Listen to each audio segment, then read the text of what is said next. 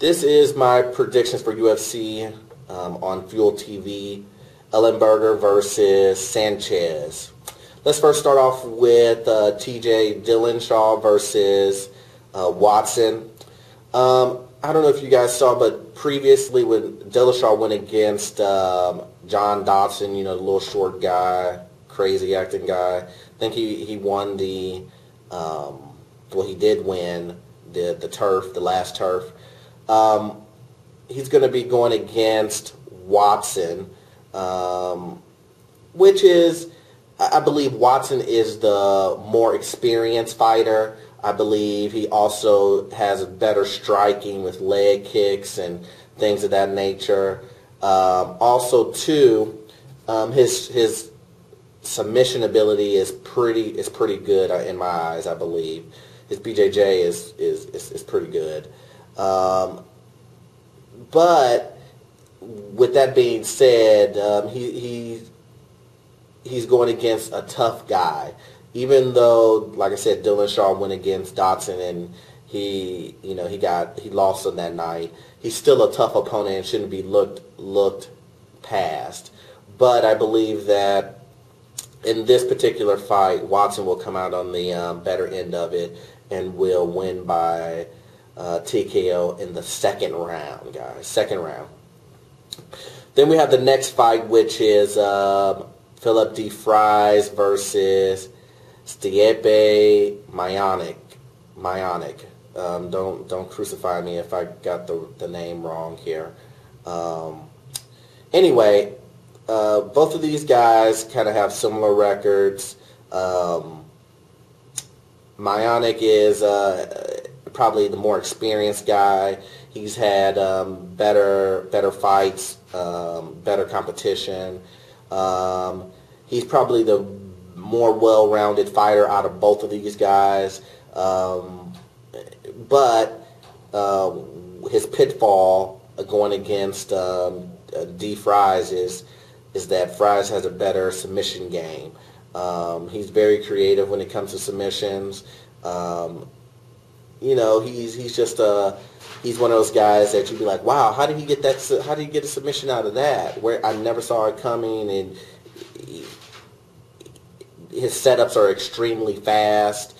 But with that being said, I still believe that StayAtBay Mayannik can pretty much weather that storm and avoid any type of submissions attempts by DeFries. So I have Mayannik winning by decision on that one. And then let's move to Simmons versus Marquis, Ronnie Marks. Sorry. Once again, this is a very tough fight too, between two guys who are excellent strikers, excellent grapplers, and they're pretty even as well. Even though I think Marquis is dropping down from light heavyweight, he still has the strength advantage. One thing you have to remember, guys, is that when you drop from one division down to another, you're either one of the two things. You're a guy who was already in a division where you were really small, because guys like the heavyweight division are dropping down to light heavy, and you were one of the smaller fighters, or you're just small by nature. You're small by nature, and you're just really packing on a lot of muscle. You get a lot of muscle, so you're not, you know, height-wise, you're not as equal to your competition, but you have the strength-wise, which we all know muscle weighs more than fat. So I believe that's the situation that we have with Marquis, is that he still has a considerable strength advantage by dropping down from the light heavyweight division. But the bad thing that comes with that is that you're going down to a division where guys are faster, right? So that means that you have to use a lot more cardio, and we all know that the Achilles heel of guys who have a lot of muscle on them tend to tire out longer because oxygen to the muscles, blah, blah, blah, blah, blah. And that is really true. You know, guys who, that's just why you would never, that's just why you see guys like that big bodybuilder Russian guy, Pulaski or whatever his name, he turns almost purple because of the muscle that he has on his body, and he's trying to compete in a cardio-driven sport. And the guy basically is almost going to pass out after the first round. So as long as Marquis stays in shape, he should be able to win this his fight against Simpson. Now, don't want same thing. Like I said, both of these guys are even. So, but the only advantage that I see that Marquis has is that he's dropping down from a division, and he's strong, and he has a strength advantage. So, you know, when he throws bombs and things like that, it even helps out when you get on the ground.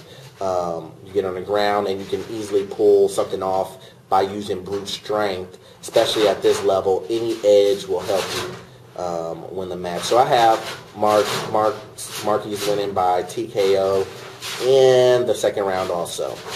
Then we have Stephen Struve versus Dave Herman.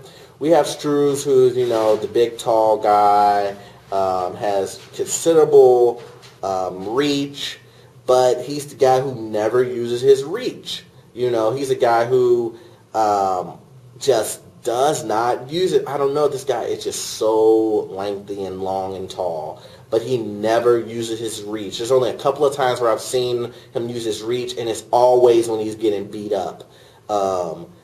But he never uses it, and that's going to be his mistake in this match also, is that Dave Herman's going to get inside, and he's going to land some huge blows, and we all know that Struve has his chin is very suspect, and that's what's going to happen this time. He's just going to not use his reach like he normally does, and not use his size and his height to really dominate matches, because this guy would be such a beast if he decided to actually use the tools that God gave him to beat up guys.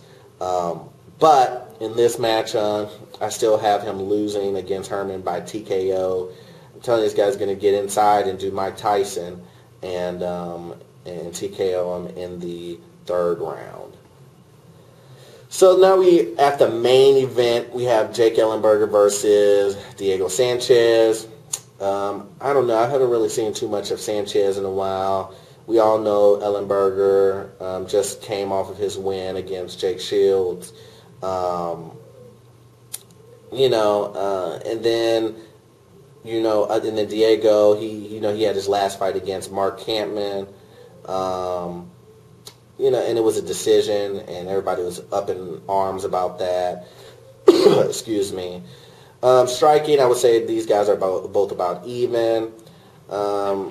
Power-wise, though, Ellenberger has more power when it comes to his punches. Ellenberger is probably a better grappler out of both of these guys.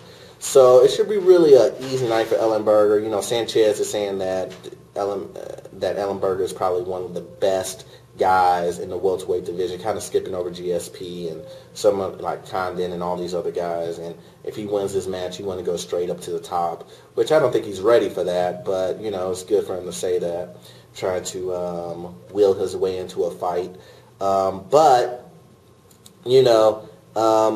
It should be really an easy night for Ellenberger. Ellenberger should come out there and pretty much be able to land a hard hit on Sanchez's chin and put him out for the night, and move up and do what he needs to do to get into title contention. But I have Ellenberger winning this fight by TKO in the second round. A lot of second rounders I'm putting out here. Okay, guys, so that was my predictions for the UFC on Fuel.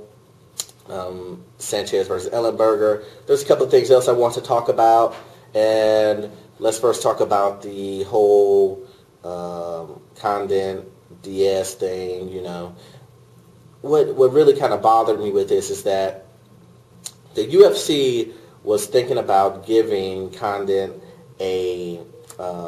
or giving Diaz really a rematch against Condon to kind of in my opinion, they said that Condit basically want to fight against Diaz again for Diaz versus Condit versus Diaz 2.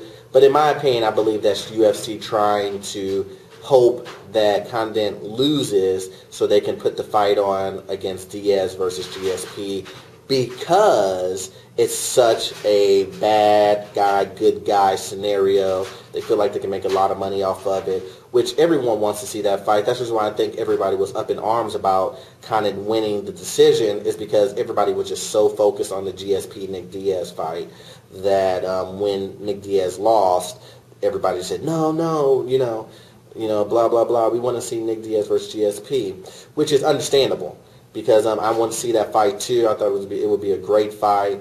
But, the fact of the matter is, like we always say, anything can happen in MMA, and that did. The better fighter won. And, to say that kind of got robbed is crazy, because he didn't. Diaz got robbed is crazy because he didn't. But with that being said, I just don't agree with the Condit Diaz 2, but now I don't have to worry about it, because reports came out the other day that Diaz was smoking marijuana and pissed dirty on his drug test. So now this is his second offense. So now the commission is basically going to suspend him. I think first offense is 6 months, but since it's his second offense, who knows what it's going to be. I don't even know if the UFC will punish him also by saying, this guy's more trouble than he's worth. We're going to get rid of this guy and put him, push him back to Strikeforce or whatever it may be, or if they think that Nick Diaz is a cash cow and his attitude and controversy makes for more exciting TV and more exciting fights, and decide to keep him. Who knows? But the point is that the Condit Diaz 2 fight is over. Condit will go against GSP whenever GSP gets better from his ACL injury, and that's that. So I just want to comment on that really quickly at the end of this prediction here. So guys, tell me what you guys think about the Condit GSP fight, Condit versus DS2. Why do you think that UFC would even consider that, and why they're pushing? What do you think about why they were pushing it? Also, too, hope you guys enjoy the new and improved, better quality videos that I'm trying to put up here. Trying to make my videos have more content and things in it. Better viewership comes better, more subscribers. So tell me guys what you think. See you guys on the review of UFC on Fuel TV, Ellenberger versus Sanchez. Peace.